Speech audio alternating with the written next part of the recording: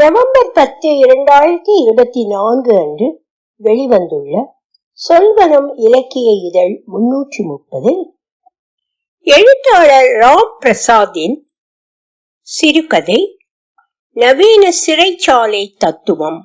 ஒலிவடிவம் சரஸ்வதி தியாகராஜன், பாஸ்டன். ஷகோ, ஏமாற்றுக்காரா! விண்ணின் கட்டையின் அருகே அமைந்த கேலக்டிக் பார் எக்ஸர்சஸ் சுழலின் ஸ்பைரல் ஆர்ம் அருகே அவனை பார்த்த அதிர்ச்சியில் கத்தினேன் நான். அவன் உயிரோடே இருந்திருக்க வாய்ப்பே இல்லை. என்னை பார்த்ததும் அவனது முகமும் வெளிரியது. தான் இருந்த சிறிய விண்கலனின் ஜன்னலினூடே என்னை எகத்தாளமாக பார்த்தான். சற்றைக்கெல்லாம் எனது பக்கம் இருந்த அகச்சிவப்பு தொலைத்தொடர்பு கருவியின் வாயில்கள், இன்ஃப்ராரெட் கம்யூனிகேஷன் போர்ட்ஸ் ஆக்கிரமிக்கப்பட்டன. அதன் வழியே உலகளாவிய ஆளுமை அட்டவணை அமைப்பு, யுனிவர்சல் பர்சனாலிட்டி மெட்ரிக் சிஸ்டம், ஒரு நவீன யுகையின அழிப்பு தோழா. ஷகோரின் குரல் கேட்டது.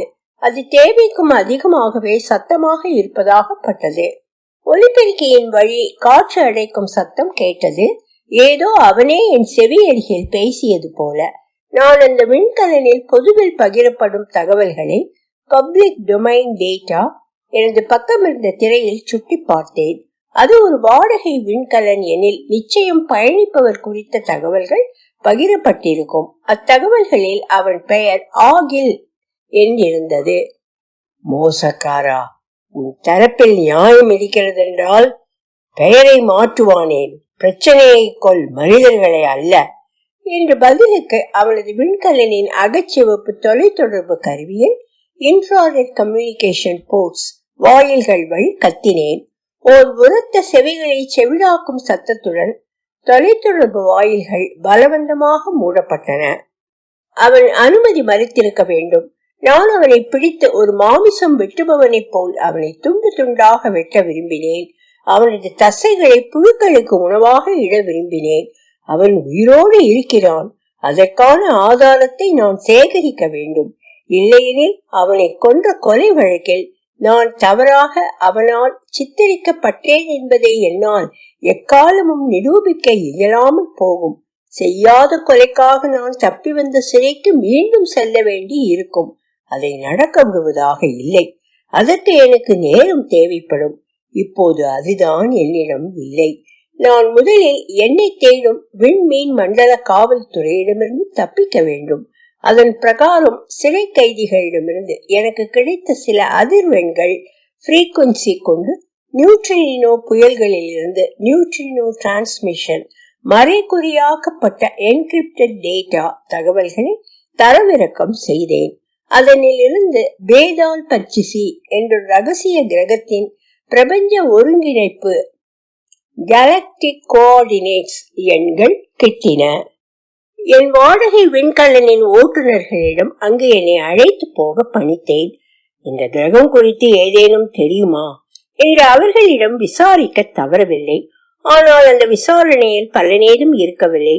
கடந்த காலத்தில் சிலரை இங்கே இறக்கிவிட்டிருக்கிறோம். அந்தப்படி கிரகத்தில் ஒரு நாள் என்பது சுமார் 27 மணி நேரம் என்று குறிப்பிடப்பட்டிருக்கிறது. மற்றபடி எங்களுக்கு வேறொன்றும் தெரியாது. தெரிந்து கொள்ள வேண்டிய தேவையும் எழவில்லை. எங்கள் வேலை இங்கே கொண்டு வந்து விடுவது மட்டுமாகத்தான் இதுகாரும் இருந்திருக்கிறது என்றார்கள். அப்படியானால் இந்த கிரகம் வருபவர்கள் வேறு எங்கும் செல்வதில்லையா என்றேன் நான். அப்படி இல்லை. இந்த தொழிலில் நாங்கள் மட்டும் இல்லை, வேறு பலரும் இருக்கலாம் என்றார்கள் அவர்கள். விண்கலன் கிரகத்தை நெருங்க நெருங்க என்னை ஒரு விதமான பரவசம் சூழ்ந்து கொண்டது. அந்த கிரகம் டாகிட்டாரஸ் என்னும் கருந்துளையை பிளாக் ஹோல் சுற்றி வந்து கொண்டிருந்தது. கருந்துளை மடித்து வளைத்த வெளிச்சத்தின் பின்னணியில் கிரகம் அமானுஷ்யமாக தெரிவதை போல் இருந்தது. அதுகாரும் ஒரு கருந்துளையை சுற்றி வரும் கிரகத்தை அத்தனை கிட்டத்தில் நான் பார்த்ததே இல்லை. முதல் முறை பார்ப்பதினால் மயிர்கூச்செறிந்தது. அந்த கிரகத்தை நெருங்கியதும் அவர்கள் என்னை ஒரு தரையிறங்கு கலனில் டிசெண்டிங் பாட் வைத்து அக்கிரகத்தில் தரையிறங்க செய்துவிட்டு சென்றனர். தரையிறங்குதல் அப்படி ஒன்றும் சொகுசாக இருக்கவில்லை. எவ்வித பிடிப்பும் இல்லாமல் உயிர் போய் விடுமோ என்று தோன்ற செய்யும் அளவிற்கு அடிவயிற்றை தொண்டையில் உணரச் செய்யும் வகைக்கு வாந்தி வரச் செய்யும் அளவிற்கு ஒரு வீழ்ச்சி. பிறகு சற்றென அடுத்த நொடியில் அந்தரத்தில் மயிலிறகு போல் காற்றில் தவழ்ந்து அங்கும் இங்கும் அலைபாய்ந்து மெல்ல மெல்ல தரை தொட்டேன். தரையிறங்கு கழனின் கதவு தானாக திறந்து கிரகத்தின் வெம்மை காற்று நாசியில் பரவசமாக உணரச் செய்தது. தரையிறங்கு கழனோடு பிணைக்கப்பட்டிருந்த வான்குடை மிதவை பாராசூட் காற்றில் படபடுத்தபடி இங்கும் எங்கும் அலைந்து கொண்டிருந்தது. நான் எழுந்தேன். சுற்றிலும் பார்த்தேன்.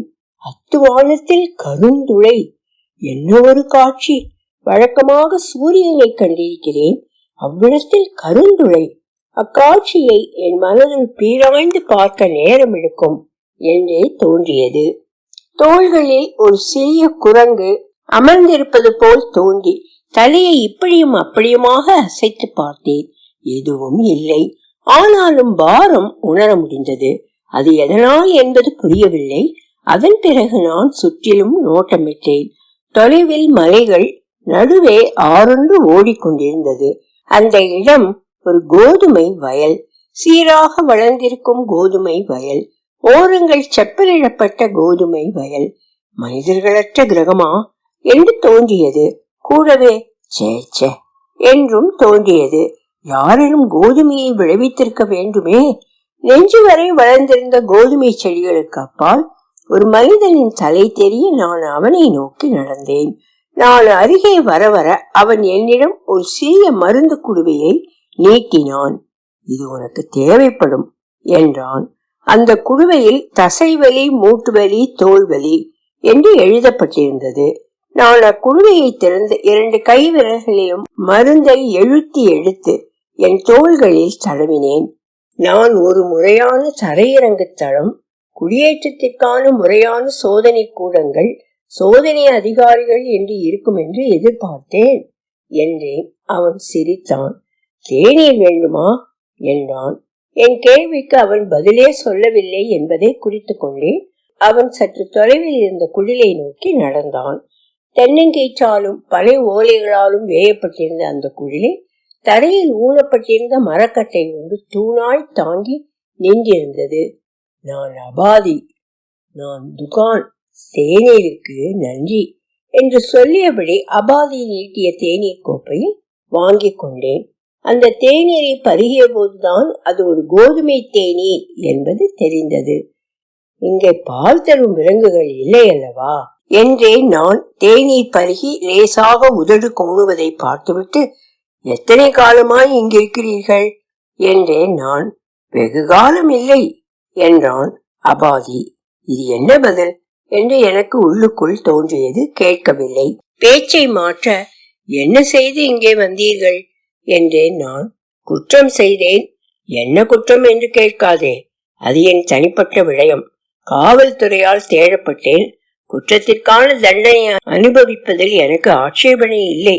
ஆனால் என்னை குற்றம் செய்ய தூண்டியவர்கள் தப்பிவிடக் கூடாது. அவர்களும் தண்டிக்கப்பட வேண்டியவர்கள். அவர்களுக்கான தண்டனையை தர முதலில் நான் பதுங்க வேண்டும். அப்படித்தான் இங்கே வந்தேன். நான் மட்டுமல்ல, இங்கு வரும் பெரும்பாலானவர்களுக்கு இப்படிப்பட்ட பின்னணிதான் என்றான் அபாதி. அப்படியானால் இங்கே வேறு சிலரும் இருக்கிறார்களா? கிரகம் முழுமைக்கும் இது ஒன்றுதான் தரையிறங்கு தளம் என்று நான் நினைக்கவில்லை. ஆனால் வாகனங்கள் இன்றி, ஆகாய ஊர்தியின்றி கிரகத்தின் பிற இடங்களுக்கு சென்று பார்க்க முடியவில்லை. மற்றபடி சற்று தொலைவில் ஒருவர் இருக்கிறார். பெயர் முல்தான். தொலைத்தொடர்பு நிபுணருடன் வேலை செய்வது அவர்தான். அவருக்கும் இதே பின்னணிதான். எனக்கு ஏதோ புரிந்தது போல் இருந்தது. காவல்துறையால் தேடப்படும் அளவிற்கு நீ என்ன செய்து இங்கே வந்தாய் என்றான் அபாதி. உங்களுடையதை போல் என்னுடையது தனிப்பட்ட காரணம் இல்லை, பொதுவான காரணம்தான் என்றேன் நான். அப்படி என்ன காரணம்? உலகளாவிய ஆளுமை அட்டவணை அமைப்பின் கணினி பிரிவில் வேலை பார்த்தவன் நான். மனிதர்களை அவர்தம் தகுதிக்கேற்ப அது வரிசைப்படுத்தும். பிரபஞ்சம் முழுமைக்கும் இந்த வரிசையே அவர்களின் அடையாளம். அதில் 9 என்ற எண் அமையப்பெற்ற ஷகோர் என்பவன் கணினியில் தில்லுமுள்ளு செய்து தன் எண்ணை 1 என்றாக்கி இருந்தான். இதனால் பல நன்மைகளை அடைந்து பலரை ஏமாற்றி இருந்தான். அந்த தவற்றை கண்டுபிடித்து புகார் செய்தேன். அப்போது நான் பூமியில் கடலோரம் அமைந்த தில்லியில் என் மனைவி வீட்டில் இருந்தேன். என் மனைவி உடல் சுகவீனம் கொண்டிருந்தாள். என் மனைவியின் வீட்டிலேயே ஷகோர் இறந்து கிடந்தான். அந்த கொலைப்பழி என் மீது விழுந்து விட்டது. காவல்துறை என்னை தேடுகிறது. என் தரப்பு நியாயத்தை நிரூபிக்க வேண்டிய கட்டாயம் எனக்கு. அதனால் காவல்துறையிடமிருந்து தப்பித்த போதுதான் ஷகோர் உயிருடன் வேறொரு அடையாளத்தில் உதவுவதை கண்டுபிடித்தேன். அவர் உயிருடன் இருப்பதை நிரூபித்தால்தான் கொலைப்பழி என்னை விட்டகலும். அதனால் இங்கே தப்பி வந்தேன். உலகளாவிய ஆளுமை அட்டவணை அமைப்பா? அதில் நீ பணி செய்தாயா? அப்படியானால் உனக்கு நடந்திருப்பதற்கு நீ தகுதியானவன் தான். நான் மெல்லியதாக சிரித்தேன். அதெல்லாம் புரிந்து கொள்ளாதவர்களின் அர்த்தமற்ற வெறுப்பு என்றேன். என்ன புரிந்து கொள்ளவில்லை?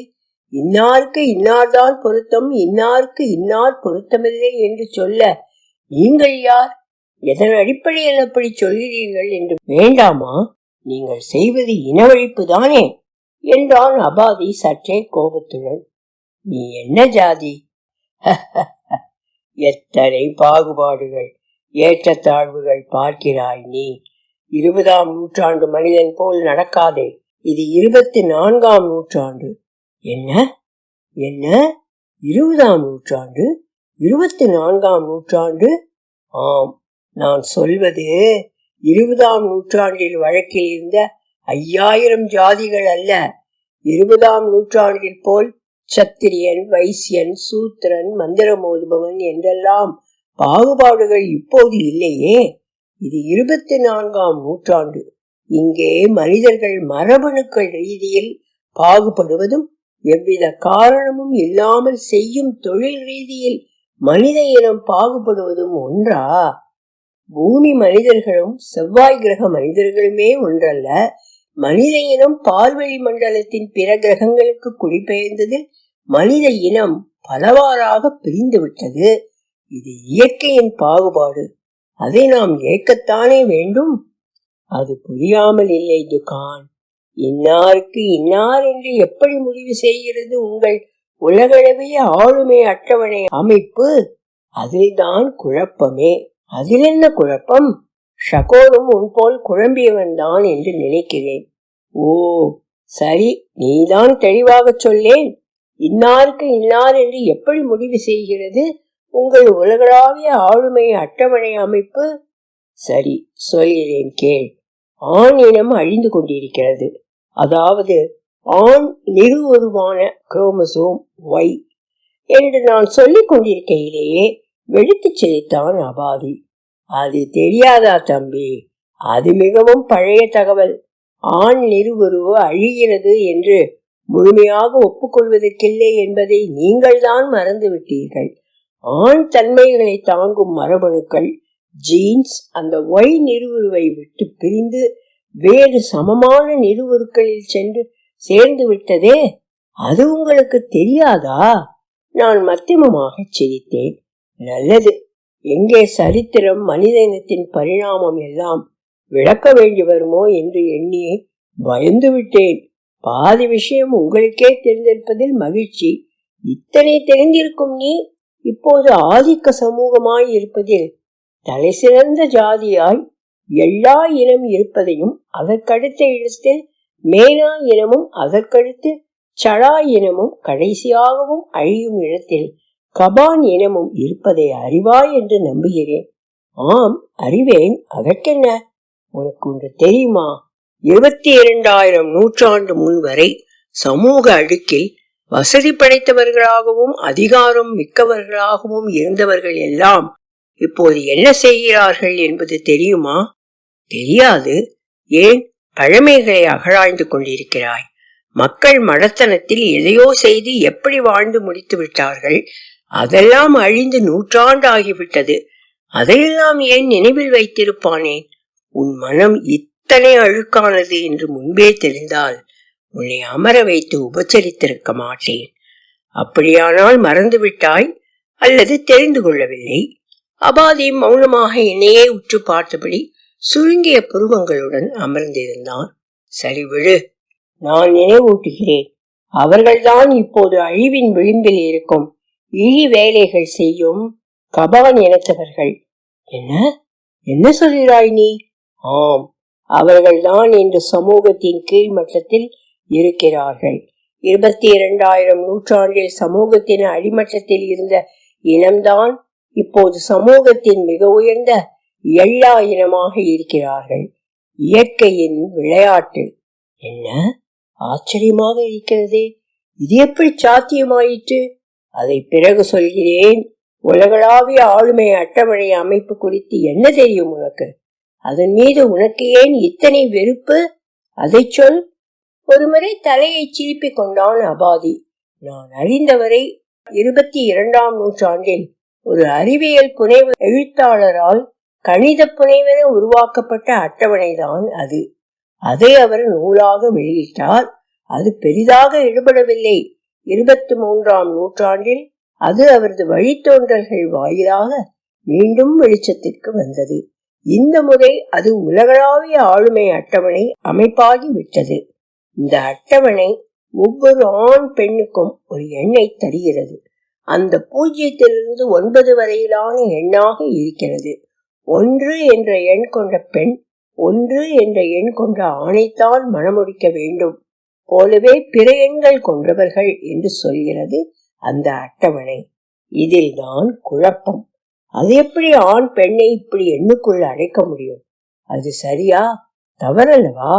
என்ன ஒரு மடத்தனமான அட்டவணை என்றுதானே தோன்றும் யாரொருவருக்கும் என்றான் அபாதி. நீ அட்டவணை என்ன செய்ய வருகிறது என்பதை புரிந்து கொள்ளவே இல்லை என்று நினைக்கிறேன். அது சரியாக புரிந்து கொள்ளப்படாததால் தான் பெரிதாக ஈடுபடவில்லை. 23ஆம் நூற்றாண்டில் அது அவரது வழித்தோன்றல்கள் வாயிலாக மீண்டும் வெளிச்சத்துக்கு வந்தபோது இந்த முறை சரியாக புரிந்து கொள்ளப்பட்டதால் தான் உலகளாவிய ஆளுமை அட்டவணை அமைப்பாகி விட்டது. சரியாக புரிந்து கொள்ளப்படவில்லை என்று சொல்கிறாயே, தயவு செய்து அந்த பகுதியை விளக்க முடியுமா?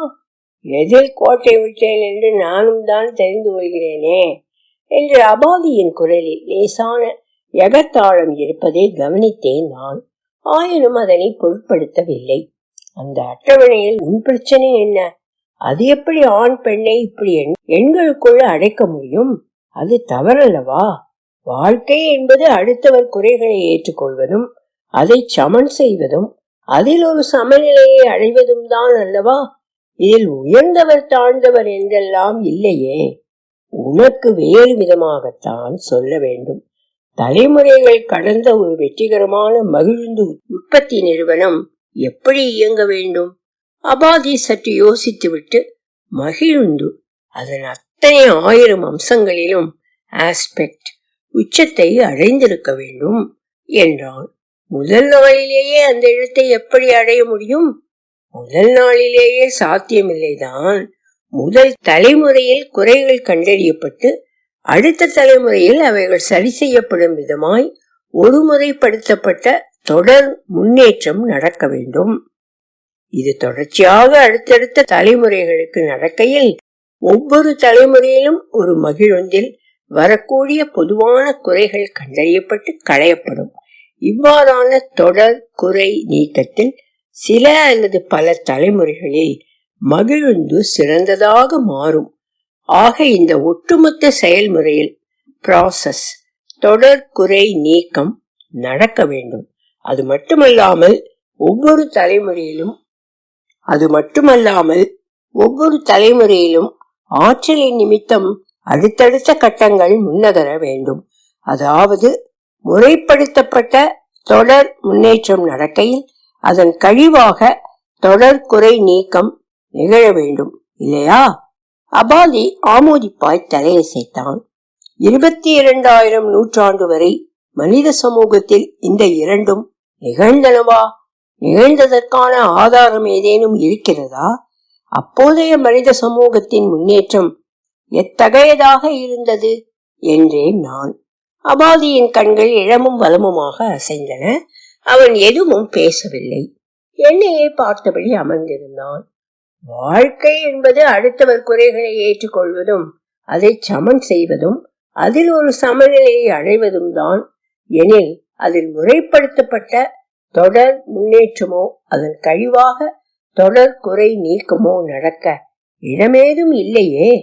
தொடர் குறை நீக்கம் இல்லையெனில் மனித இனத்தில் உச்ச ஆற்றல் என்பது சராசரி ஆவரேஜ் ஆக இருக்கத்தானே வாய்ப்பதிகம் என்றேன் நான் தொடர்ந்து. இப்போது அபாதி எதுவும் பேசவில்லை, அமைதியாக அமர்ந்திருந்தான். ஆண் நிறுவுரு மெல்ல வலுவிழந்து மற்ற மரபணுக்களில் சென்று சேர்ந்து விட்டதால் தான் பற்பல ஆண் இனங்கள் உருவாகி இருக்கின்றன என்பதை ஒப்புக்கொள்கிறாய்தானே? ஆம், அதுதானே நடக்கிறது. நிறுவுருக்களில் குரோமோசோம் உள்ள மரபணுக்கள் எத்தனைக்கெத்தனை பயன்படுத்தப்படுகிறதோ, எத்தனைக்கெத்தனை அதன் விளிம்புகள் விஸ்தரிக்கப்படுகிறதோ அத்தனைக்கத்தனை அவைகள் திடப்படும், சக்தி பெறும், தொடரும். 22,000 நூற்றாண்டின் சமூகப்படி நிலையில் மிகவும் விளிம்பில் இருந்த மனிதர்களுக்கு வாழ்க்கை கடினமாகத்தான் இருந்திருக்கும். ஆனால் இயற்கையின் விந்தை இதுதான். கடினமான வாழ்க்கையில்தான் ஒரு விலங்கு தனக்கிழக்கும் திறனின் ஒட்டு மொத்தத்தையும் பயன்படுத்தி பிழைக்க முயல்கிறது. இந்த தன்மைதான் மரபணுக்கள் இழப்பை தவிர்க்கிறது. இதற்கென்ன நிரூபணம்? போலி மரபணுக்கள், சூடோ ஜீன்ஸ். நம் நிறுவற்களில் இப்படி நம் மூதாதையர்களிடையே வேலை செய்த, இப்போது வேலை செய்யாத மரபணுக்கள் உள்ளன. MYH16 என்பது அப்படி ஒரு மரபணுதான்.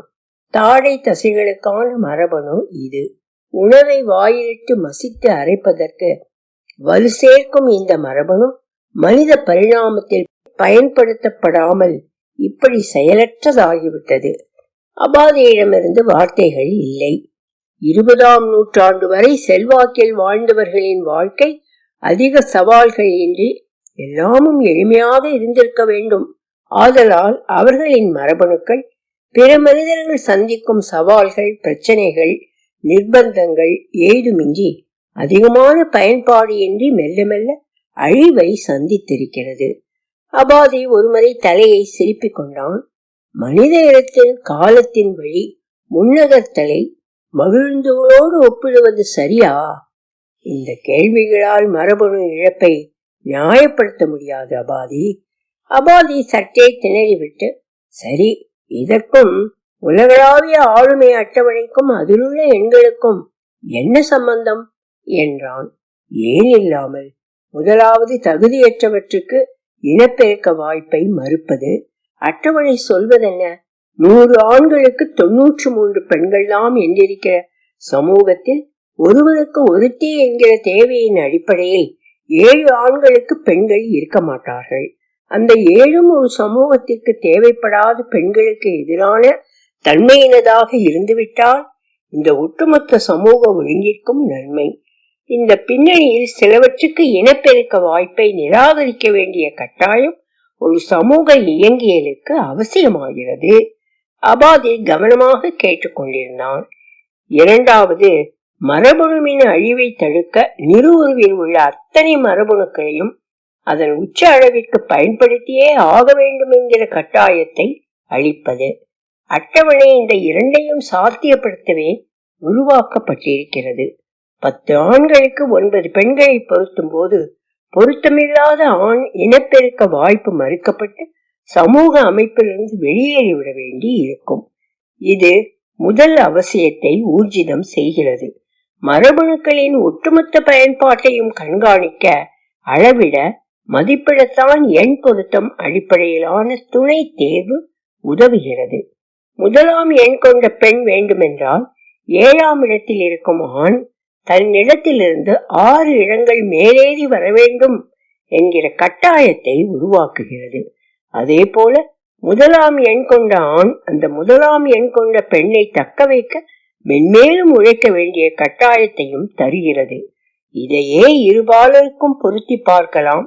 இது இல்லையே நிறுவுரு இழந்த மரபணுக்கள் நாளை மரபணு தொகுப்பையே இழக்க நேரிடலாம்.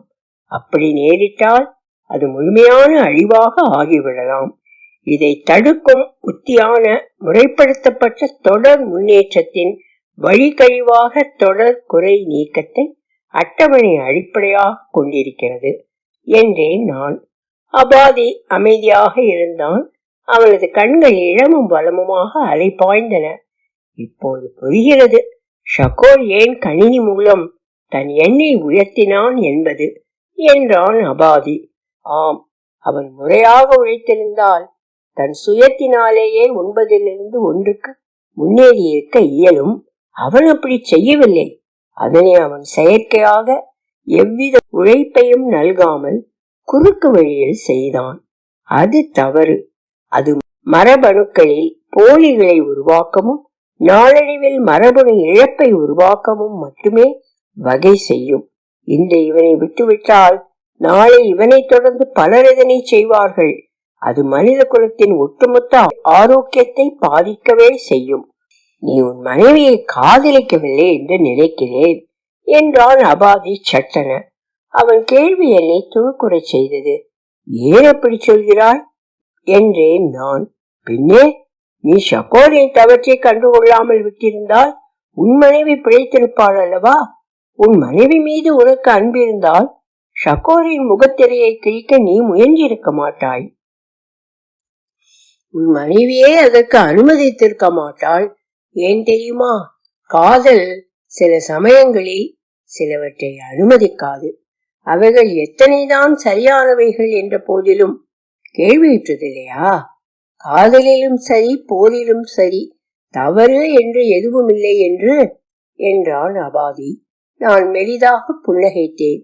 எனக்கு இது குறித்து ஒரு பிரஞை இருக்கிறது. பெற்ற பிள்ளை 50 நாள் கடினமாக வேலை பார்த்து 3ஆவதாக வந்தால் சந்தோஷப்படும் பெற்றவர்கள் அதே பிள்ளை 100 நாட்கள் கடினப்பட்டு சில அவமானங்களை சந்திக்கையில் 3ஆவதே வந்தால் போதும் என்று நினைப்பார்கள்தாம். ஆனால் அந்த பிள்ளை அதோடு நிற்காமல் தொடர்ந்து முயன்று 1ஆவதாக வருகையில் அதனால் இரட்டிப்பு சந்தோஷப்படும் பெற்றோர்களும் அவர்களாகத்தான் இருப்பார்கள். இப்போது சொல், 1ஆவதாக வந்து இரட்டிப்பு சந்தோஷத்தை தர முடியும் என்னும் போதும் 3ஆவதாக வருவதில் நின்று விடுவது எத்தகைய இழப்பு என்றேன் நான். அபாதி புரிந்தது போல் தலையாட்டினான். இந்த கிரகம் வந்து நாழியாகிவிட்டது. அடுத்த கட்டம் குறித்து சிந்திக்க வேண்டும். இந்த கிரகத்திலிருந்து வெளியேறுவது எப்படி என்றேன் தொடர்ந்து. அது என் வேலை அல்ல, முல்தானின் வேலை. அவன்தான் அந்த தொலை தொடர்பாளருடன் பழகுகிறான். என் வேலை இங்கே ரொட்டி செய்து தருவதுதான். நீ அவனை போய் பார். தொலை தொடர்பாளரா? ஆம், நான் நேற்று வந்தேன். எனக்கு முன்பே முல்தான் இங்கிருந்தான். அந்த தொலை தொடர்பாளன் முல்தானுக்கு முன்பே இங்கு வந்திருக்க வேண்டும். பயணக்களைப்பா அல்லது வெம்மையா தெரியவில்லை. எனக்கு கண்கள் செருகியது. அமர்ந்த இடத்திலேயே உறக்கம் தழுவ நான் எப்போது உறங்கினேன் என்பது நினைவில் இல்லை. நான் எழுந்த போது அபாதி கோதுமை வயலிலிருந்து திரும்பி குடிலுக்கு வந்தான். உறக்கத்தில் என் களைப்பு நீங்கி தெளிவு பிறந்தது போல் இருந்தது. அபாதி என் அருகே அமர்ந்தான். அப்போது தொலைவில் இன்னும் ஒரு தரையிறங்கு கலன் இறங்கிக் கொண்டிருந்தது. அதுவும் சிறையிலிருந்து தப்பியவனாகத்தான் இருக்க வேண்டும் என்றான் அபாதி. மன்னியுங்கள், நான் சற்று உறங்கிவிட்டேன். சற்றா என்று சொல்லி சிரித்தான் அபாதி. தொடர்ந்து அடுப்பு மூட்டி சுள்ளிகளை இட்டு கோதுமை மாவு பிசைந்து கைகளாலேயே அழுத்தி வெய்வடைய செய்து வானலியில் இட்டு சுட துவங்கினான். ஒரு நாள் என்பது இக்கிரகத்திற்கு வெளியே பூமி முதலான ஏனைய கிரகங்களில் எத்தனை காலம் என்றேன் நான். அதை கணக்கிட நமக்கு வேறொரு வழி தேவைப்படுகிறது என்றான் அபாதி ரொட்டி சுட்டவாறே. அவள் பூடகமாகவும் முழுமையாக இல்லாமலுமே பேசுவதால் முல்தானிடமாவது என் கேள்விகளுக்கு பதில் தேடலாம் என்று எனக்கே தோன்றியது. அபாதி அளித்த ரொட்டி உணவை உண்டேன். நிறைய நீர் அருந்தினேன். பிறகு அபாதியிடம் மந்திரம் சொல்லிவிட்டு கிரகத்தின் தெற்கு பக்கம் நடக்க துவங்கினேன். நடக்கையில் எனக்கு என் கேள்விகளே அலை கழித்தன. வந்து பல காலம் ஆன பிறகும் எத்தனை நேரம் கடந்திருக்கிறது என்பது இன்னமும் தெரியவில்லை. அபாதி ஏன் ஒரே ஒருவனாக இருக்கிறான்? அபாதி நேற்றே வந்ததாக சொல்கிறான். அப்படியானால் இந்த கோதுமை செடிகளை பயிரிட்டது யார்? நான் நடந்து கொண்டே இருந்தேன். ஒரு கட்டத்தில் ஒரு மலைக்குன்றை அடைந்தேன். அதன் அடிவாரத்தில் ஒரு சிறிய குகை. அதன் வாசலில் முல்தான் அமர்ந்திருந்தான். என்னை பார்த்ததும் சிநேகமாய் புன்னகைத்தான். புதியவரா என்றான். ஏற்கனவே நான் அபாதியிடம் பாடம் கற்றிருந்தபடியால் என் பெயர் துக்கான். தொலைத்தொடர்பு நிபுணருடன் நீ வேலை செய்வதாக அபாதி கூறியிருந்தால் எனக்கு இக்கிரகம் விட்டு வெளியேற வேண்டும். அதற்கு வழியுண்டா என்றேன். சற்று தள்ளி ஒரு சிறு குன்றை காட்டினான். யாருக்கோ சமாதி செய்து வைத்தது போல் மேடிட்டிருந்தது அந்த இடம். நிபுணர் இறந்து விட்டார். நான் முந்தா நாள் இங்கே வரும்போதே அவர் உடல் சுகவீனமாகத்தான் இருந்தார். அவர் மரணிப்பதற்குள் இந்த தொலைத்தொடர்பு சாதனங்களை எப்படி பயன்படுத்த வேண்டும் என்று தெரிந்து கொள்ள விரும்பியே நான் அவருக்கு உதவியாக இங்கிருந்தேன். அபாதி உணவு தயாரிப்பதை பார்த்து கொண்டான் என்றான் முல்தான். கருவிகளை பயன்படுத்த கற்றுக்கொண்டு விட்டீர்களா என்றேன் ஆர்வமுடன். எனக்கு கற்றுத்தர அவருக்கு விருப்பமில்லை என்றே நினைக்கிறேன். மேலும் கருவிகள் வேலை செய்யவில்லை. அவைகளை சீர் செய்வதே பிரதான வேலையாக பார்த்து கொண்டிருந்தார் அவர். கற்றுத்தர விருப்பமில்லையா? ஏன் தெரியவில்லை. உங்களுக்கு கற்றுத்தர அவருக்கு விருப்பமில்லை என்று எப்படி சொல்கிறீர்கள்? முல்தான் அந்த குகையில் இருந்த போர்வையை விளக்க அதனுள் பல கருவிகள் இருந்தன. சூரிய தகடுகள், செலுத்து வாங்கிகள், டிரான்ஸ்பாண்டர்ஸ், உணர்கொம்புகள், ஆண்டனாஸ், அலைவரிசை மாற்றுனர்கள், ஃப்ரீக்வன்சி ஷிப்டர்ஸ். சமயத்தில் நான் கண்ணையந்து விட்டு எழுந்திருக்கையில் அவர் கவலையாய் அமர்ந்திருப்பார்.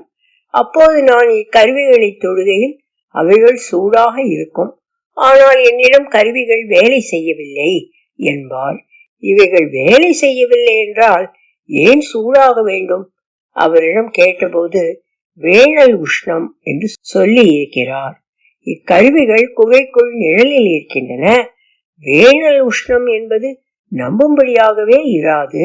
சற்றைக்கெல்லாம் அரவம் கேட்க நாங்கள் திரும்பினோம். அபாதி எங்களை நோக்கி வந்து கொண்டிருந்தான். கையில் உணவு பொட்டலும் ரொட்டிகள் தான். ஏதேனும் முன்னேற்றம் என்றான் அபாதி.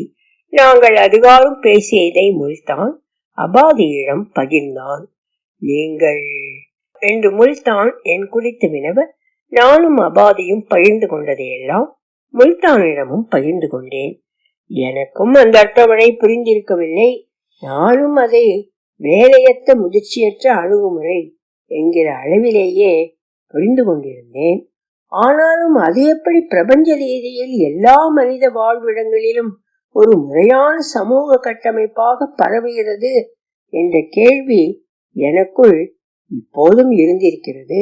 இப்போது உங்கள் விளக்கங்களை கேட்கையில்தான் நான் அந்த அட்டவணையை சரியாக உள்வாங்கவில்லை என்று தெரிகிறது என்றான் முல்தான். நாம கிரகத்தை விட்டு செல்ல என்ன வழி என்றேன் நான் பொறுமை இழந்தவனாய்.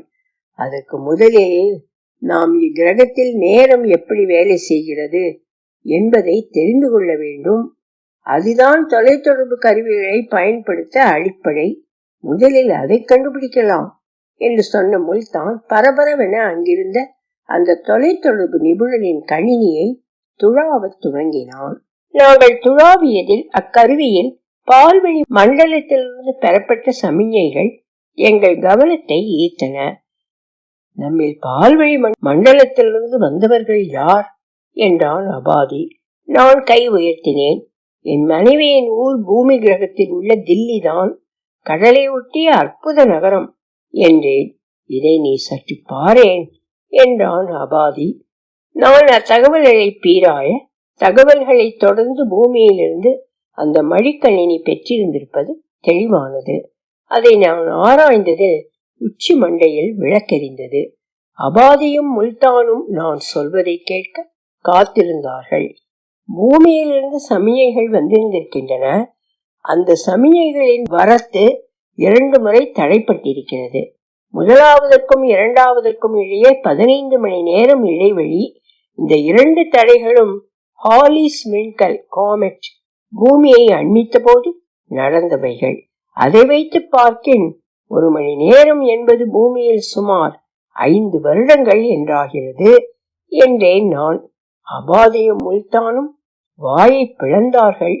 எனக்கு நான் எப்பேற்பட்ட சிக்கலில் சிக்கியிருக்கிறேன் என்பது புரிந்தபோது தரை நழுவுவது போல இருந்தது. இது போன்ற கிரகங்களில் ஒத்திசையாத தகவல் தொடர்பே அசிங்க்ரோனஸ் கம்யூனிகேஷன் சாத்தியப்படும். எதை சொல்ல வேண்டுமானாலும் அதை பதிவு செய்து அனுப்ப வேண்டும். அப்படி அனுப்பப்படுகையில் அது சிகப்பு அதிர்வெண் வரையில் நீட்டிக்கப்படும். ரெட் ஷிப்டட் தகவலை பெறுபவர் தங்களது கிரகிப்பான்களை ரிசீவர் அதற்கேற்றாற்போல் தகவமைத்துக் கொள்ள வேண்டும். என் இமைகளோரும் கண்ணீர் பெருகியது. இறுதியில் அட்டவணையை ஏமாற்றிவிட்டு அந்த ஷகோர் தப்பிவிட்டான். இத்தனை நேரம் அவன் யாரையேனும் திருமணம் செய்து பிள்ளைகள் பெற்றிருக்கலாம். நீ உன் மனைவியையாவது காப்பாற்றி இருக்கலாம் என்றான் அபாதி. நான் ஒரு விரக்தி புன்னகையை விதித்தேன். என்ன பிரயோஜனம்? அட்டவணையை ஏமாற்றுவது எளிதல்ல. 8 என்கிற என்னுடைய ஷகோர் அட்டவணையை ஏமாற்றி 1 என்கிற என்னுடைய பெண்ணை மணமுடிக்கலாம். ஆனால் 2 என்கிற என்னுடைய ஆண் அந்த பெண்ணை ஈர்க்கையில் அவனால் அந்த ஆணை நேர்மையாக உழைப்பின் வழி நேர்மறை வழிகளில் வெல்ல இயலாது. ஆக அட்டவணை ஏமாற்றுக்காரர்களுக்கு சிம்ம சொப்பனமாகத்தான் விளங்கும் என்பது பாதுகாப்பான அம்சம் அல்லவா? எப்படி பார்த்தாலும் அவன் வாழ்நாள் முழுவதும் யாரேனும் எதையேனும் ஏமாற்றியபடியேதான் இருக்க வேண்டும். இப்படி யோசித்துப்பார். தலைக்கு மேல் கத்தி தொங்கிக் கொண்டிருக்கையில் உன்னால் நிம்மதியாக உறங்க முடியுமா? அவனை யாரும் பிடிக்க வேண்டிய அவசியமே இல்லை. அட்டவணையே அவனை துரத்தும் வேலையை பார்த்து கொள்ளும் என்றேன் நான். முல்தான் மெல்லிதாக சிரித்தான். சக கைதிகளிடமிருந்து நாம் பெற்ற அதிர்வெண்கள் நம்மை மீண்டும் சிறையில் அடைக்க விண்மீன் மண்டல காவல்துறையால் போடப்பட்ட திட்டம் என்றே கணிக்கிறேன். எப்படி சொல்கிறாய் துகான் என்றான் அபாதி. அல்லாவிட்டால் இக்கிரகத்தில் கோதுமை விளைவித்தது யார்? நாம் வரும் முன்பே அது இருந்தது. அது மட்டுமல்லாமல் அந்த தகவல் தொடர்பு நிபுணன் அவன் காவல்துறை போன்ற அதிகாரமிக்க ஒருவனாக இல்லாவிடில் இத்தனை நவீன தொலைத்தொடர்பு கருவிகள் கணினிகள் அவனிடம் எப்படி வந்திருக்கும்? இப்படி யோசித்துப்பார். காவல்துறையிலிருந்து சிறையில் இருந்து தப்பிக்கும் கைதிகளை மீண்டும் சிறையில் அடைக்க இந்த கிரகத்தை தெரிவு செய்ய இங்கு வர சிறை கைதிகள் மூலமே அதிர்வெண்கள் கிடைக்க செய்திருக்கலாம் இல்லையா? ஆனால் அவர் இறந்து விட்டாரே ஐயமுடன் கேட்டான் முல்தான். அவர் கைவிடப்பட்டிருக்க கூடும் என்றான் அபாதி தோள்களை குலுக்கியபடி. அப்படியானால் இதை சிறை என்கிறாயா என்றான் முல்தான். இக்கிரகத்தில் 1 மணி நேரம் என்பது பூமியில் 5 வருடங்கள். இதன் பொருள் என்ன? ஒரு குற்றம் நடக்கிறது. குற்றவாளி துரோகத்தாலோ பிற எதுவாலோ ஏமாற்றப்பட்டிருந்தால் அவன் நிச்சயம் பழிவாங்க முற்படுவான். அந்த உணர்வு அவனை மறுபடி குற்றவாளி ஆக்கும். இது ஒரு பெரும் சுழற்சி. இதை தடுப்பதெங்கனும்? அவனை எதிர்காலத்திற்கு கடத்திவிட்டால் அவன் யாரை பழிவாங்குவான்? அவன் பழிவாங்க யாரும் இருக்க மாட்டார்கள். பழிவாங்கும் எண்ணத்தை மட்டுப்படுத்த இதைவிடவும் ஒரு நவீன உபாயம் இருக்க முடியுமா என்ன? எனக்கு தெரிந்து இதுதான் 24ஆம் நூற்றாண்டின் நவீன சிறைச்சாலை தத்துவமாக இருக்க வேண்டும் என்றேன். நான் உருப்படியாக என் மனைவியுடனாவது அவளின் அந்திம காலத்தை கழித்திருக்கலாம். நான் வர காத்திருக்கிறேன் என்றிருந்தாள். இப்போது என்னை முந்திக் கொண்டாளே என்று கதறினேன் நான். தொடர்ந்து என் விழிகளோரும் கண்ணீர் பெரும் திரளென திரண்டு நின்றது. நான் கண்களை இமைக்க கண்ணீர் துளிகள் மெல்ல கண்ணமிறங்கி கழுத்தை அண்டியது. கண்ணீரின் வழித்தடங்களை என் புறங்கையால் துடைத்தேன் நான். உன் மனைவியின் பிரேதத்தை கண்டுவிட்டாயா? இல்லை அல்லவா? யார் கண்டது? உன் போல் உன் மனைவியும் இப்படி ஒரு கிரகம் அடைந்திருக்கலாம் அல்லவா? நான் அறிந்து கொண்ட ஒன்று உண்டு. மனதில் நிலைத்து நிற்பவர்கள் மரணத்தை வென்று விடுகிறார்கள். துகான், நீ நேற்று கிரகம் வந்திருக்கிறாய். 1 மணி நேரம் என்பது பூமியில் 5 வருடம் என்றால் நீ பூமி விட்டு வந்து சுமார் 135 வருடங்கள் ஆகின்றன. ஒரு மனுஷியை இத்தனை வருடங்களுக்கு மனதில் வைத்திருந்து நினைவூட்டியது அநேகமாக நீயாகத்தான் இருக்க முடியும். அந்தப்படி உன் மனைவியை தவிர வேறு எந்த பெண்ணையும் எவரும் இத்தனை ஆண்டுகள் மனதில் நினைத்து வைத்திருக்க வாய்ப்பில்லை துகான். அந்த வகையில் உன் மனைவி ஒருத்திதான் மிக அதிக காலம் மரணத்தை வென்றவளாகி இருப்பாள் என்றான் அபாதி. அவனது வாதம் என்னை சற்று ஆற்றுப்படுத்தியதென்னவோ உண்மைதான். ஒலிவடிவம் சரஸ்வதி தியாகராஜன், பாஸ்டன். எழுத்தாளர் ராம் பிரசாத். ஒரு சிறு முன்னுரை. எழுத்தாளர் ராம் பிரசாத் தமிழக அரசின் விருது பெற்ற எழுத்தாளர் ஆவார். மயிலாடுதுறையை பூர்வீகமாக கொண்ட இவர் கணினியல் பொறியியல் பட்டமும் வணிக நிர்வாகத்தில் முதுநிலை பட்டமும் பெற்று கணினி மென்பொருள் நிறுவனத்தில் அமெரிக்காவில் பணியில் இருக்கிறார். ஆங்கிலம், தமிழ் ஆகிய 2 மொழிகளிலும் எழுதும் திறம் கொண்ட இவரது 10க்கும் மேற்பட்ட நூல்கள் வெளிவந்துள்ளன.